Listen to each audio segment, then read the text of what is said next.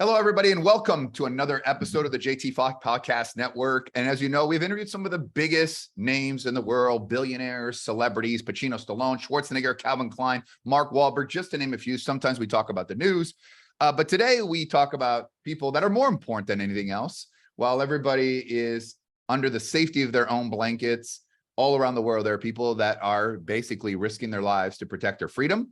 The world is a very scary place right now, not knowing what's going to happen. Should you go get some iodine? Is Putin going to press the button? And we have a man that is a true hero and who's got two best-selling books that are absolutely amazing, The Operator and The Way Forward. He is credited for have killed Osama bin Laden as well. Although I've seen 4 movies, they all have different versions of it, although they all end up with being dead, which is a good thing. But we have the man himself. Also, he's on Fox News Networks, on Newsmax. He speaks all over. He's got a podcast coming out, but he's a true hero. I'm so excited to have it on. Robert O'Neill, welcome to the show. How are you? Thank you, JT, for having me. I'm great today. How you doing? I'm fantastic. So I want to get to it. Like there's a lot of different versions if you watch the Hollywood version about Osama bin Laden being killed, right? So, you know, the Courier gave the info. There was a courier, they followed the courier, they found the courier, they were watching it for 3 months. And as a result, there was a whole SEAL team that was practicing, you know, what would happen. The helicopters go in, one crashes, they go in, they kill him, they get out, they blow up the helicopter and they come back, right? So would that be a very kind of fair assessment, or was it watered down, or is there something that we just don't know that is far more interesting than the story that's been told 4,000 times? The movie that I saw that was the most accurate was Zero Dark 30, and that was starring Jessica Chastain. It played a character called Maya.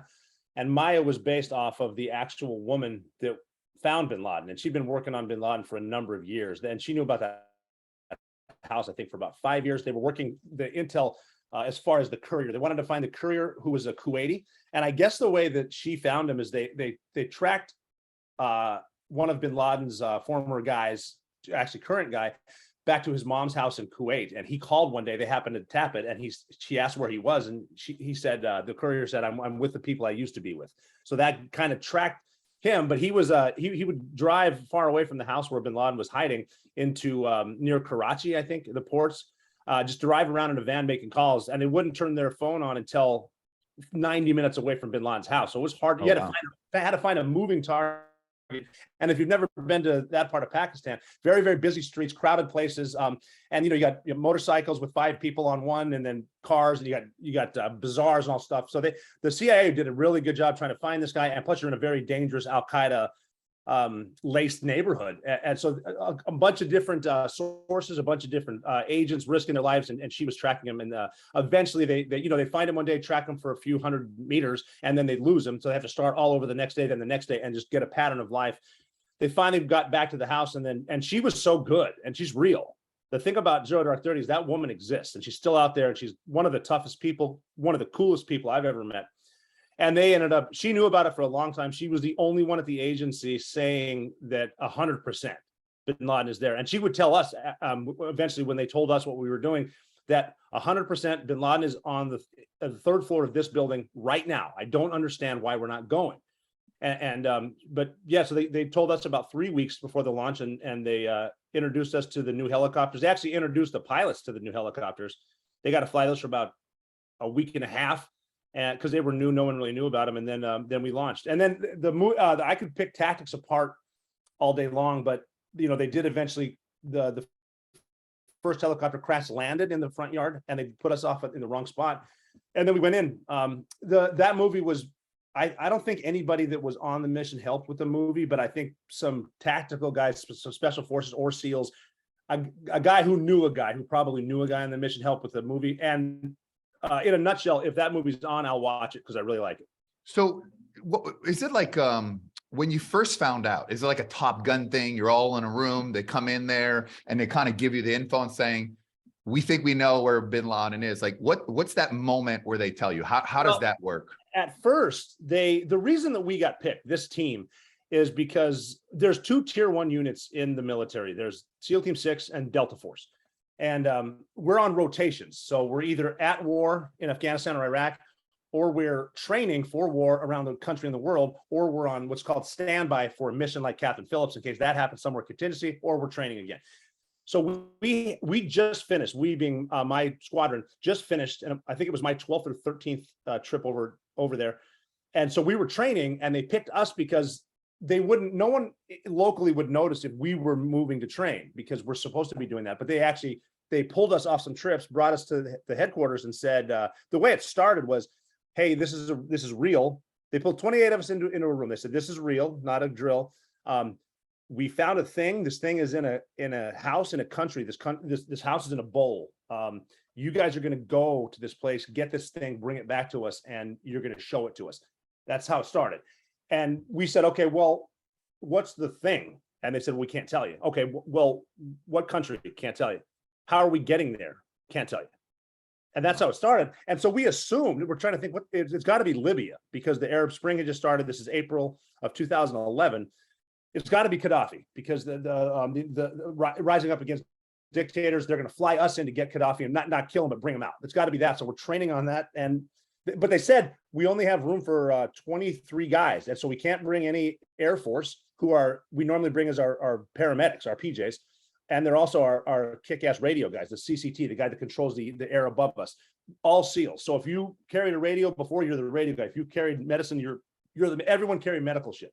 And we just assumed that. So we're getting our gear ready. We were starting to put stuff together based on who they're going to brief, who's going to be at a brief when they finally tell us. And we came in one day, drove to a place in North Carolina, and that's when the woman came in with the commanding officer from SEAL Team 6 and said, okay, guys, the reason that you're here is this is as close as we've ever been to Osama bin Laden.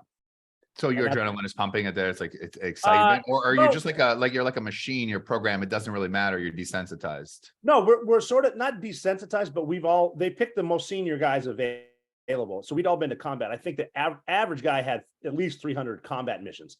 And so when they told us, our answer was, well, cool. We going right now? Let's go. Let's go. Let's get a plane and fly over there and we'll kill them. But they wanted us to train on sites that they had built. Not for us. We didn't need the training. We'd been in combat so much, and we developed tactics based on Al-Qaeda, based on the Taliban, based on ISIS. But the powers that be, this is going to be a big mission. So people, the chairman of the Joint Chiefs of Staff needs to tell the president that these guys can do it. And so we trained to show them that we could do it. And it helped us because we got to know the exterior of the compound, what it looked like, map studies and things like that.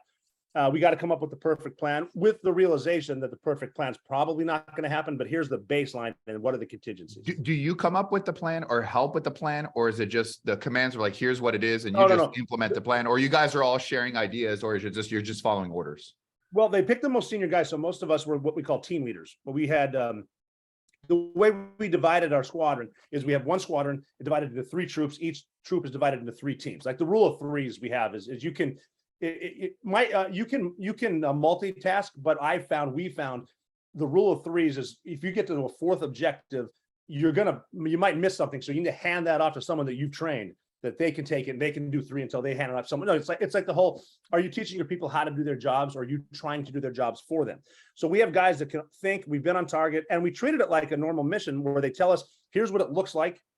Here's how many people are there. And we taught our intel guys to say that, because they would normally before that would say, all right, there's 3 men, there's 5 women, and there's 10 children. I was like, don't tell me how many of each. You tell me how many people you see. I'll figure out who they are when I get there. We get rid of nothing is certain. We don't ever want to assume something's going to go a certain way. So why did it mess up? Well, why did the helicopter crash, and why did it wrong spot? You did a lot of training, or is it just so dark? The helicopter didn't crash. The helicopter crash landed. When we got to our perfect plan was to hover. We kept it simple. We had -1 and -2. Those are the helicopters. -1 was going to, and they, to answer your first question, they did let us, we came up with the plan. We're the tactical guys. So we came up with it, and that's that. They were supposed to hover in front of bin Laden's house and fast rope out each side of the helicopter as the snipers covered. And then the snipers are going to go down. They're going to do a racetrack. They were going to put, my helicopter was going to put snipers, a machine gun, the interpreter, the dog, and the dog handler outside, and then they're taking my team to the rooftop. So the plan was that these guys fast rope in front, we come up to the top, and then we hit them this way. What we were going to do on top was faster up onto the roof, and then we knew there was a balcony. It had been covered, so you couldn't see from the mountains. But we figured faster up here, we'll jump there. There might be a window. We'll probably shoot it out with Bin Laden there. The first pilot, when he tried to hover, I think it was a few degrees warmer than we had planned, and that affects the lift. And also, the fences were not. We were using chain link fences. They were using like mud fences or whatever they used, and he couldn't hold the hover. And we were lucky to have the 4 best pilots in the Army, no doubt about it. So they put the best pilots on. It's not like they put amateur night. No, it could have been different if it wasn't the best. Yeah, the senior pilot, flight lead, told me afterward when I asked him what happened. A day or so later, he said an inexperienced pilot would have felt that and tried to power through it, and that would have rolled it and killed everybody on board. I knew that if I turned it and pinned the tail to that mud fence and the nose to the dirt, it'll stick. And we might live. And he made that decision in a blink of an eye. Wow. And then everyone, by the way, are you scared? Were you scared as that's happening at any moment? I was in another helicopter. I didn't even know they crashed. Oh, you didn't know they. All that happened was we're big believers in effective communication. And effective communication is basically tell your people what they're doing and why. And the most important thing is when you're done saying what you're saying, stop saying it. Tell me what you need. Shut the fuck up. As we thought they were hovering, we were putting our guys out, and then our pilot lifted and he could see them crash land. So he knew they couldn't hover. So he went back down, and just by coming back down to our spot, he was telling us, get out. And so I remember getting out, I put my foot down, look up at Bin Laden's house outside the fence. And I remember thinking, well, I guess we start the war from here. And that's just it. And it's one of those times in life that people need to realize sometimes it doesn't matter why we're here. We're just here. Like when I talk to pro football teams, I will say, guys, it doesn't matter why it's 2nd and 15. It just is. The clock is ticking. We'll talk about it in films. So to bring back the point, we'll talk about how does this all relate to business, but you're saying sometimes rather than focusing why things are not where they are, just focus in the moment and then deal with it later, as opposed to dwelling on 2nd and 15 or who made a mistake, who got a penalty, because that affects your state of mind. Right. Especially in the moment because it won't change anything. In the moment. Talk about it later and learn from it, because I think we learn a lot more from mistakes than we do from success. So, but if you're in a position where worrying about what just happened right now isn't going to help, get that energy away from you, and you got a job to do. We'll talk about it later. And in this case, I'll find out why if we live. So you're going in at this point. Are you like when you're going up to? I imagine he was on the top floor, right? And well, I wasn't even in the compound yet. I was still outside. Once you get into the compound, like your state of mind on a scale of 1 to 10, you're like, oh my God, this is it, or might be. No, you've done so many missions that you don't know if it's here or there, so you're not sure, or you're like, oh my God, now it's game time. I remember thinking that we accepted that this was a one-way mission. We're not coming back. This is no way. Like, oh yeah, because we're gonna get shot down on the way. By the way, you have a family? Yes, I have daughters. Mm-hmm. And before you called, you said like you gave your goodbyes? Well, I couldn't give goodbyes because we weren't supposed to be overseas. The closest goodbye that I had was when I called my father, and he and I grew up really close. He taught me how to play basketball, taught me how to hunt, taught me how to fish. And I would actually call him before missions we'd been on so many that it wasn't a big deal. And I would say, all right, Dad, I got to go to work. And he would usually say, I wish I was going with you. And I'd say, yeah, me too, Dad. On this one, I called him and he didn't know what was, because I was more thanking him for teaching me how to be a man. Thanking him and you did and I said I got to go to work, and he said I wish I was going with you, and I said I'm with some good guys, Dad, don't worry. And that's the last time I talked to him before we left. And so because you got to figure the contingencies on the way in. It's a 90-minute flight with no refueling. We're going to get shot down. When we land at Bin Laden's house, we're on the X. There's going to be a fight. If anyone is going to blow himself up, it's Bin Laden, and we're going to be in the house when he blows the whole house up, and we can't get out. And the Pakistan police and military are there. We're going to die in a prison or in a shootout. So we accepted that. But hold on, what do you mean you accepted it? You're like, I'm ready to die for my country, or I'm going to die because this is more important? Because obviously it's one thing to say I'm ready to die, but then facing the reality that you actually may die. Like now, it's almost like a death mission. Yeah, you don't know, something could happen in combat, right? There's an unknownness. Now you're going in there, I am ready to die to do this as well. What's the difference? Well, the difference is there was never missions where we thought we're going to die, because we would usually fight on our terms. This is us. And we know what we're doing. We pick the mission, we fight at night, and we do this all the time. But now we're in a sovereign nation, and Abbottabad, Pakistan is it's a resort town. It's not a war zone. And there's so many different contingents. Even like when we came out, there were people standing outside. If I'm on a target in Ramadi, Iraq, and there's people outside with cell phones up, I'm shooting them because they could be setting off a bomb. In this case, they don't know what the hell's going on. And so you can't just shoot people because we're not at war with them. And I don't want to shoot the police because we're not at war with them. We're in their country. Yeah. But the conversation we had a couple times, because we trained on this for a week and a half, maybe 2 weeks, is if we know we're going to die, why are we going? And the best two answers that we came up with was we're not going after bin Laden for the fame. We're going after bin Laden for the first Americans who fought Al-Qaeda toe-to-toe to the death. And that was the crew and the passengers on United Flight 93 who fought them and saved the capital. And the coolest American thing about that is before they fought, they voted who's going to fight, and they voted, and then the majority won. They fight Al-Qaeda, brought it down in Shanksville, Pennsylvania. We said we're going after bin Laden for the single mom who dropped her kids off at elementary school on a Tuesday, and 45 minutes later she jumped to her death out of a skyscraper, because that's a better alternative right now than whatever in the hell's going on inside at 2,500 degrees Fahrenheit. And we'll never know what that was like. And she looked down and made a decision and probably grabbed a stranger's hand. And her last gesture of human decency was holding her skirt down as she killed herself. But wasn't it such a long time ago? Like how many years after 9/11 was it? Pardon me, 10 years? 10 years. We're going so there was a desensitization at that point because it had been the war for so long. It wasn't like just right after 9/11. So that memory 10 years later, is it as strong? The reasons to go there for you, are they as strong 10 years later? Or for the first time, it made it even more realer as it was when you first went there, because now it's real? It made it real because we'd been fighting in Iraq and Afghanistan, because we had guys in Afghanistan October of 2001, and then we're fighting in Iraq. And so we're killing people that didn't matter.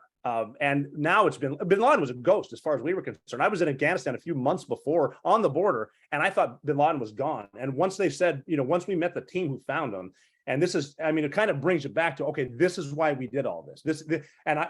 Those people that died weren't supposed to fight, and we are. And this is what I came for. And it was a lot more. The emotions were just as strong. They were stronger than on 9/11.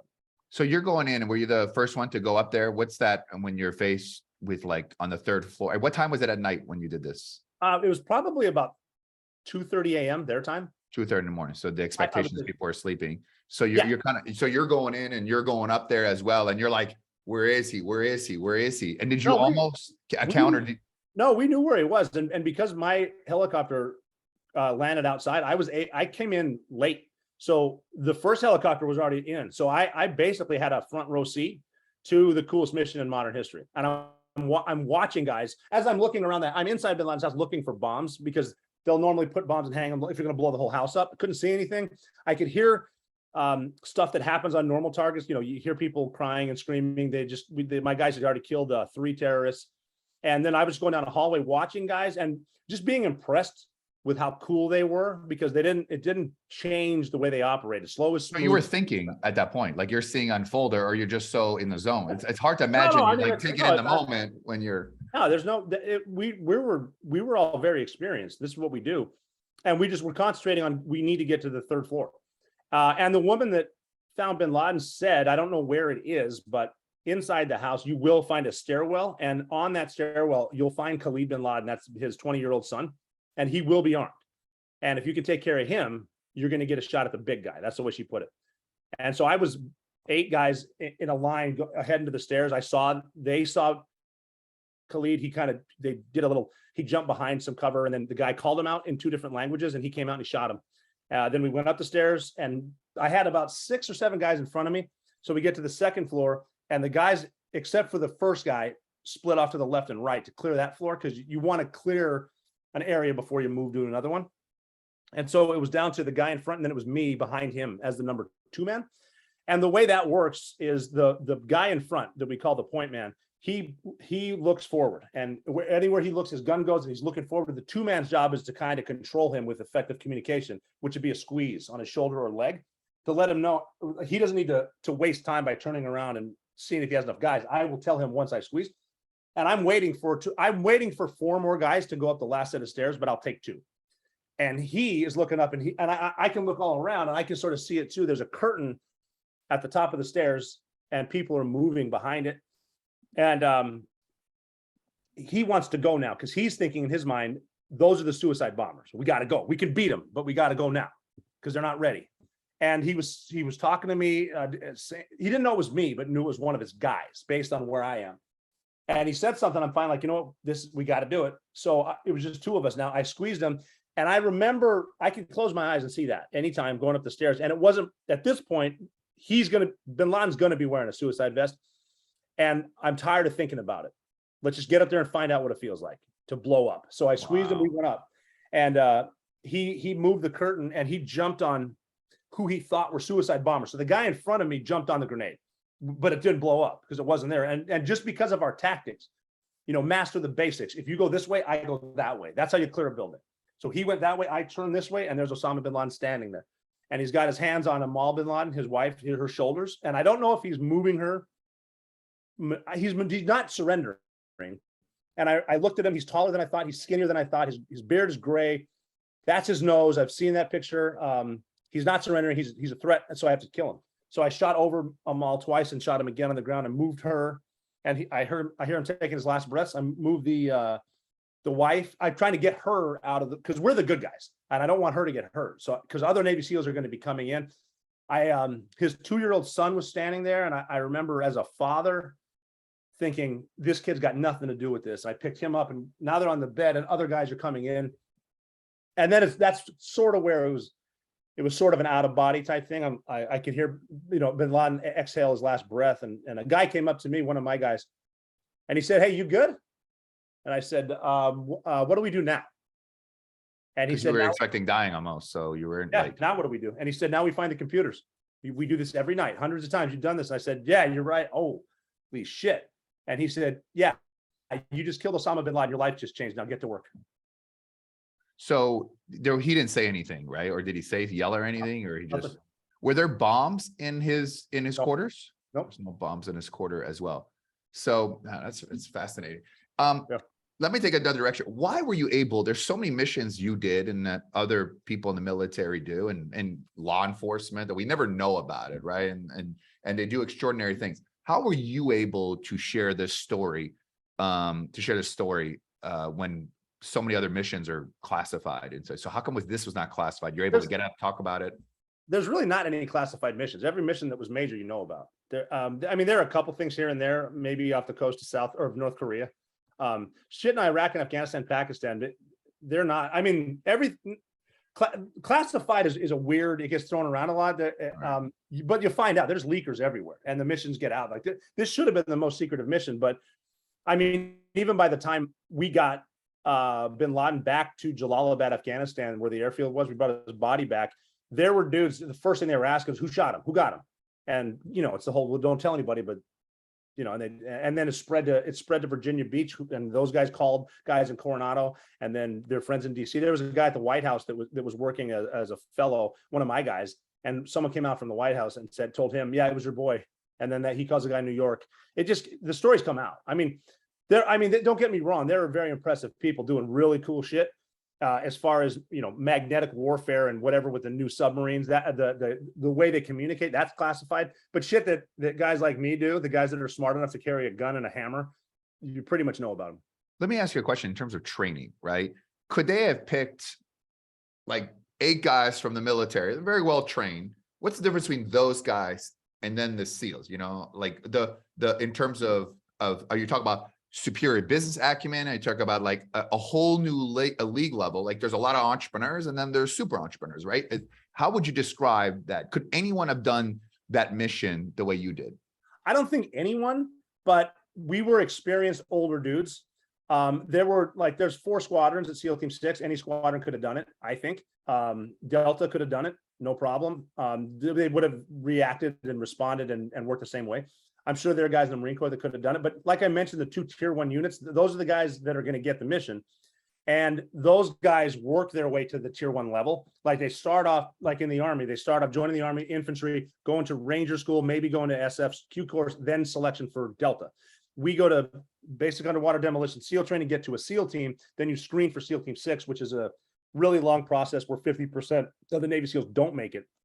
And then you got to be an experienced operator at that level for a number of years before you're going to get picked for a mission like that. But yeah, the answer is yes. We a lot of luck is involved. Sometimes it's better to be lucky than good, but with the experience and the luck and the timing, they picked our guys. So let me ask you a question. I don't know if you've been asked this question, but I'm curious to see who's more dangerous or was more dangerous if you compare some Osama bin Laden or Vladimir Putin, when you take a look at what's happening in the world right now. Vladimir Putin.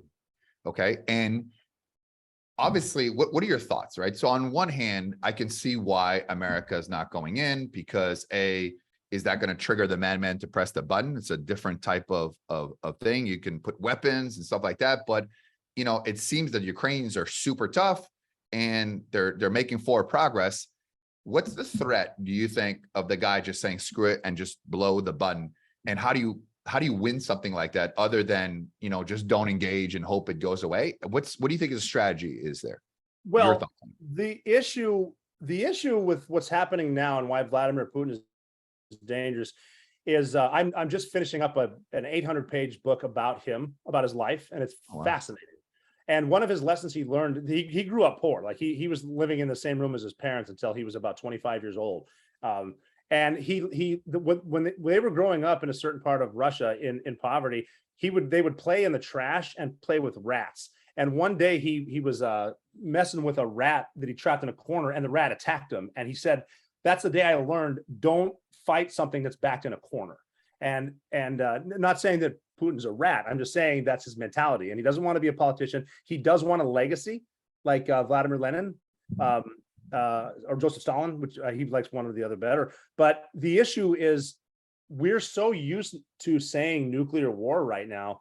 We have politicians on both sides of the aisle because the midterms are coming up and they throw nuke out because they want to get reelected again. Not the realization that, like, Ronald Reagan told Mikhail Gorbachev that a nuclear war cannot be won by anyone and it must not be fought. That is true. And the issue is, if even with a limited nuclear war, like say between India and Pakistan, where maybe just 100 nukes were launched, that's a global killer. If we fought with Russia, we're talking 150 kilotons.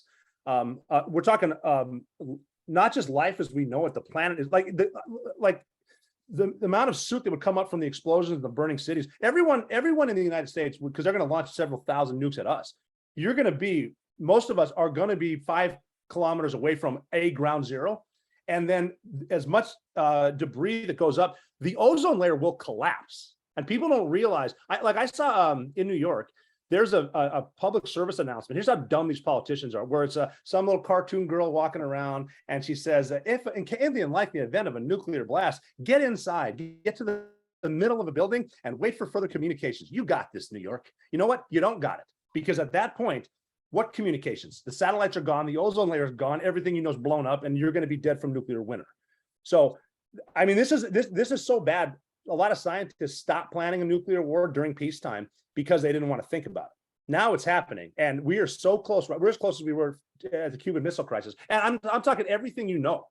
Right. So then I want to take it, the mentality of these crazy people, right? You studied bin Laden, and I think now you've had a chance to probably dissect him more. People tell you all this stuff. So you have a guy like Putin. Yeah, you took Crimea. And I would argue during the Trump administration, people were kind of like, his view of the world was a little bit higher. He's tough and stuff like that. Then he takes Crimea. Well, took Crimea before. Nobody kind of did anything. And now you're trying to take more territory. It's not like gaining anything that would be like, wow, you're taking over. Yeah, wheat and it's just more landmass, which fucking most of it in Russia is so cold anyways. Nobody wants to go other parts. And then you have North Korea shooting missiles across Japan.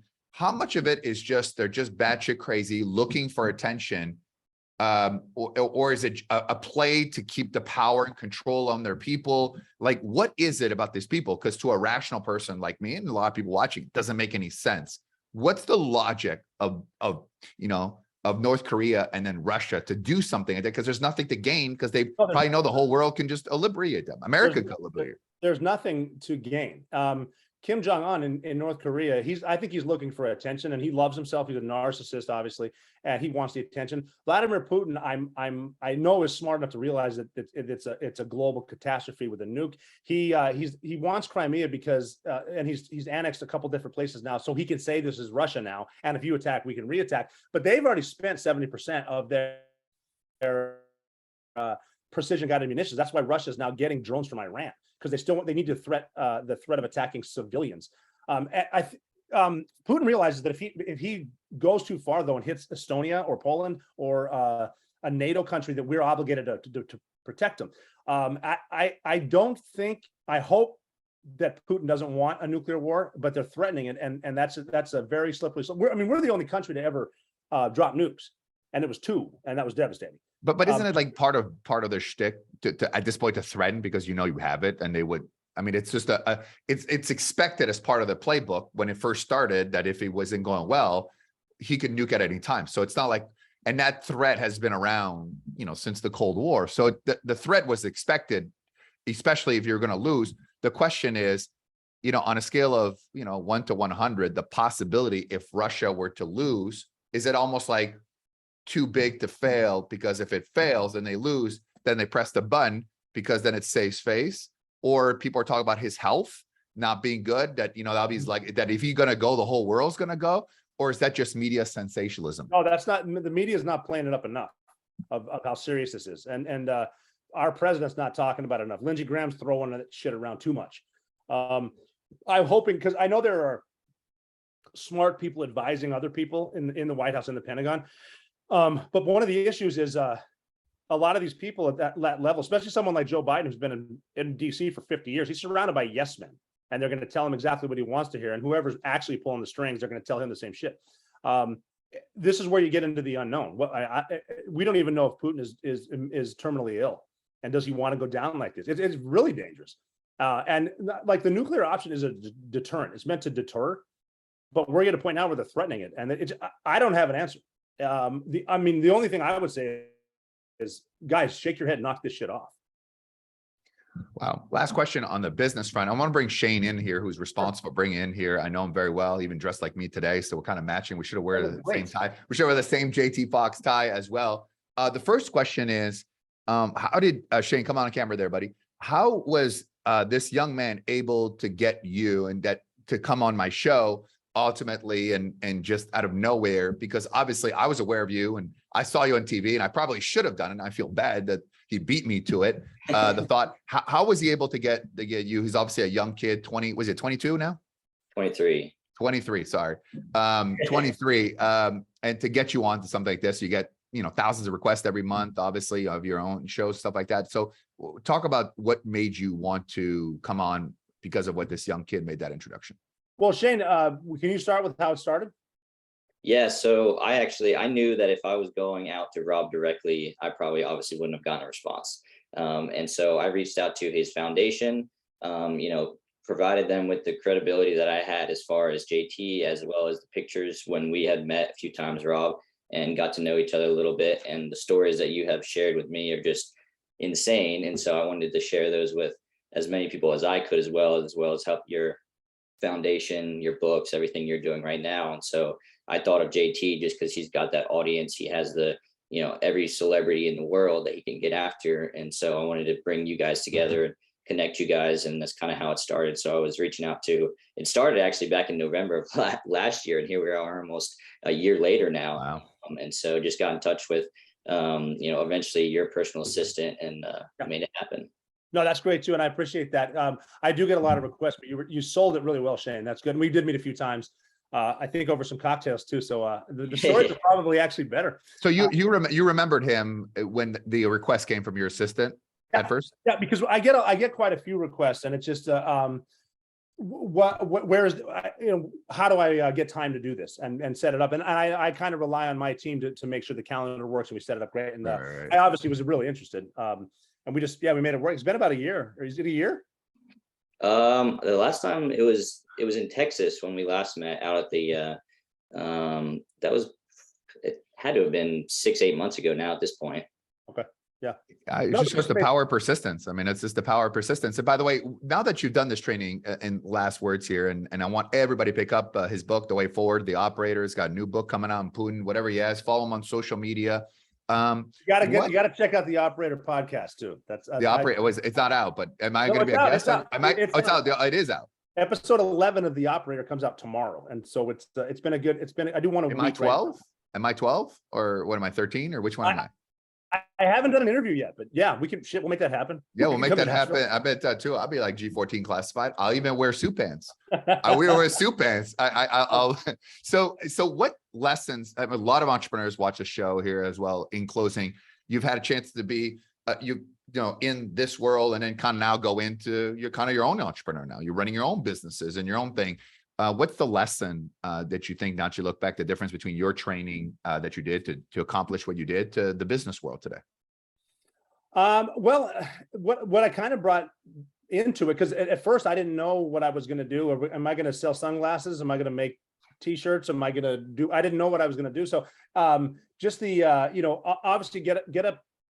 The advice that I got when I went through SEAL training is an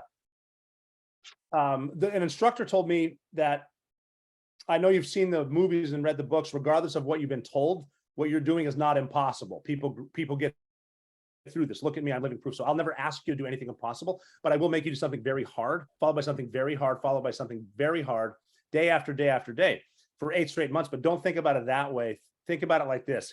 That's not how you achieve a long-term goal. Do it like this. Wake up in the morning on time, make your bed the right way, and then brush your teeth. No matter what, you started the day with 3 victories. That's 3 wins. Make it to the 4 a.m. workout on time. And as we're beating you, don't think about the pain. Concentrate on your next goal in life, which is making it to breakfast.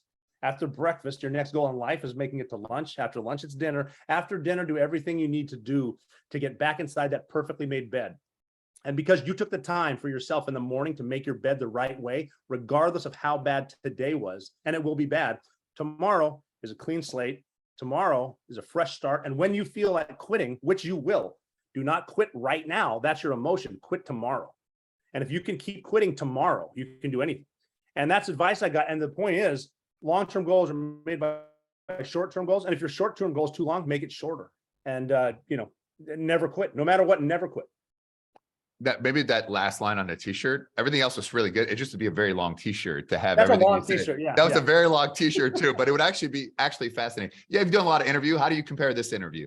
I thoroughly enjoyed it. I thought it was fun. Oh, I had a blast. No, it flew by. Time flew by. Yeah, Awesome. time flew by too, because you've been asked everything. So I thought it was really good and great. You did a really good job. I have been. I will normally tell people, I want you to ask me something I've never heard. And you were able to do that. So I appreciate that. I think I did that before we started. I said that's what I wanted to do. I know. I was hoping we recorded. We had some good shit going there. Yeah, we had something that way we should have done. We should have recorded the before the stuff, a meeting. Listen, I'm going to set you up. I don't know. I'll have my assistant give your assistant my cell phone. Shoot me a text. I could definitely get you some guests on there. I also, and we'll talk off air in a second here. He has so much to talk about for a couple seconds. So there you have it. Operator Podcast. Make sure you listen. Make sure you give it a review online. Let it blow up. This is a true hero, not only for America, but all over the world. Now we have a very large audience from all over the world. Pick up The Operator. He probably makes like $1 every time you get a book. So let's get those dollars in, right? And then The Way Forward. And also when he picks up his new book, put him on his radar. He knows what he's talking about. And conceptual implementation, take for what he did, apply to your end. Don't quit. Discipline, training, practice, focus, and pay it forward. That is the Rob O'Neill way. Thanks for being on, everyone. Like, comment, review, subscribe, whatever you need to do, wherever platform you are. But this is an interview that you have to share with someone. Thank you, and we'll see you next time.